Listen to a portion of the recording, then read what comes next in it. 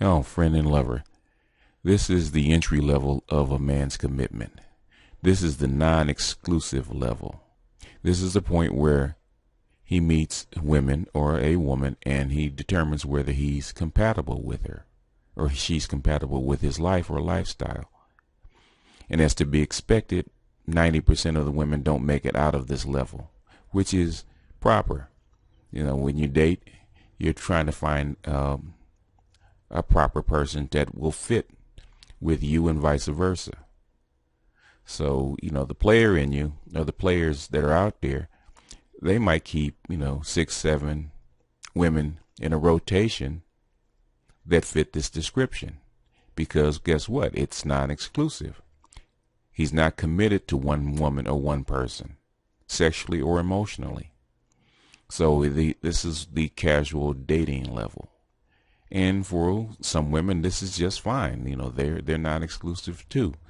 But for the woman that wants to be exclusive or wants to move up the ladder as far as commitment, this can be frustrating. But this is the easiest level to determine whether that person is committed or compatible. So this ranges from the casual date, which could be the one night stand that you pick up in a bar and you roll off to the motel, all the way up to the friends with benefit, which is more continuous, but just as non-exclusive. Because if you have a friend with benefits, she's looking for another man and you're looking for another woman. So you've committed that it's a sexual partner. It's non-serious.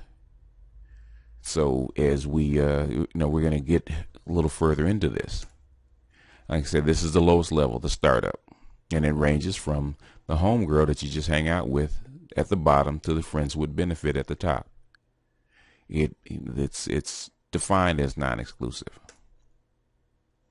His relationship to you is secondary and not necessarily intimate.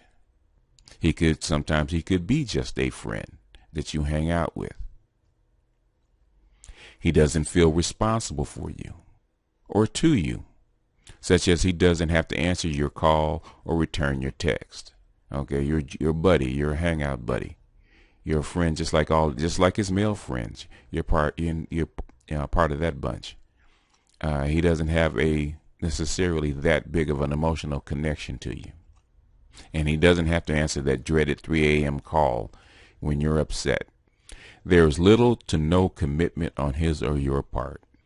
He could see you in a bar or out with another guy or vice versa, and there's really no jealousy to be had or to be expected, because guess what? He was not committed to you or vice versa.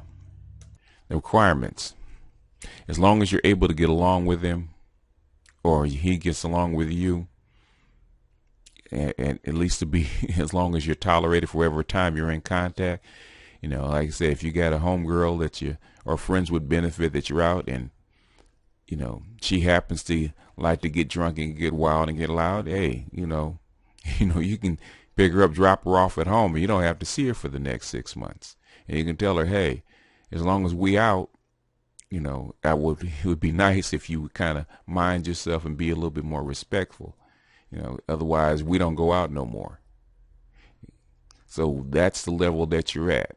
It's not like you have to rationalize and you have to put up with any bad behavior, because hey, it's not exclusive and it's not serious. The responsibilities, there aren't any. Okay, what she has is hers and what you have is yours. If she needs a loan, depending on how good a friend she is, you could loan her some money or not, or you could tell her that's her problem. Tell her to go find her man to help her out. If she's stuck in traffic without gas, hey, if you're hanging out with your girl or you hanging out with your family, hey, she better call her man, because you're not the one. It's not like that unless she's that buddy, that Johnny on the spot where, she would do it for you. There aren't really any rewards at this level, because it's not, none is expected, because there is no commitment, no sexual, emotional, or financial. That has that comes later. And this is the point where there aren't any roles. You know, it was one of those things is if you do something for her, you expect her to do something for you, just like you would any other friend or buddy or acquaintance. This is a give and take, you know, this is a give and take relationship. This is not committed. You know, she could be, you know, somebody that's more needy than you want. You know, you can kind of push her to the side, or, you know, what we used to do in high school, push her off on your homeboy because she's a little bit more than you could handle. Risk, none. There are no risks as long as she's not some psychopath that's going to pull out a gun or a knife and, you know, butcher you in your sleep. You're cool. That's about your only risk. You know, it's the same risk that you put up with it during a one-night stand.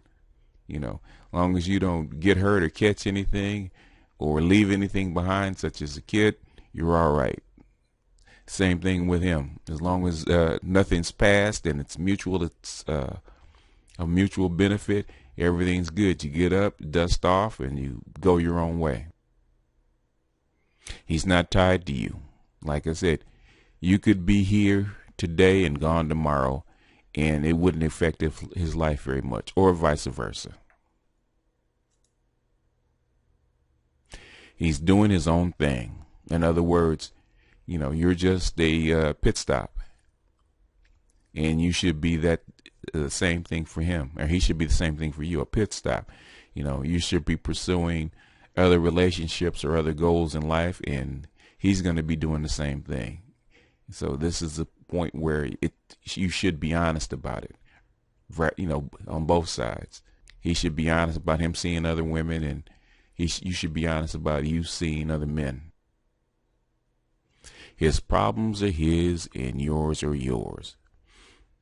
In other words, at this level, don't be calling me or him at 4 o'clock in the morning because you're lonely. No, don't be calling him because you need a shoulder to cry on at 4 o'clock in the morning. He's probably not going to pick up the phone.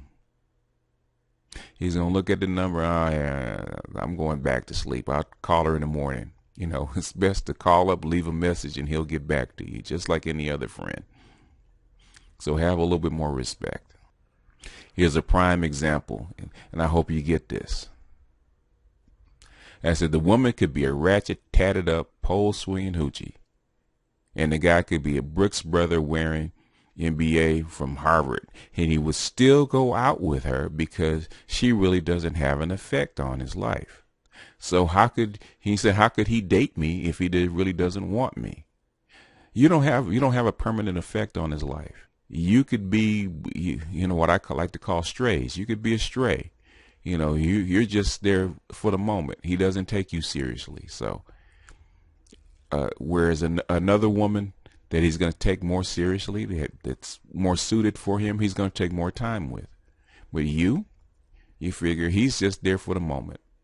He's just there to have a drink with you because you're funny, or you got a serious curves, and he wants to get with you for the moment, even though, you know, you might not have 2 brain cells up in your head. It doesn't matter. You know, he could be Einstein, and you could be a ditzy blonde, or, you know, airhead chick. It doesn't matter, because guess what? He's not going to keep you. He's going to mingle with you. He's going to have a good time, and then you know what? He's going to be gone. And he, just like in Mission Impossible, if he's caught, he's going to deny all responsibility if he accepts the mission. So just beware. You know where your place is in at this level. Don't take anything too seriously. You know, don't worry about how come he doesn't call you back for 2 weeks, because he's getting to know you. And sometimes you make the evaluation cut, and sometimes you don't. So that's something to be expected. So anyway, we're going to do the next level in another video.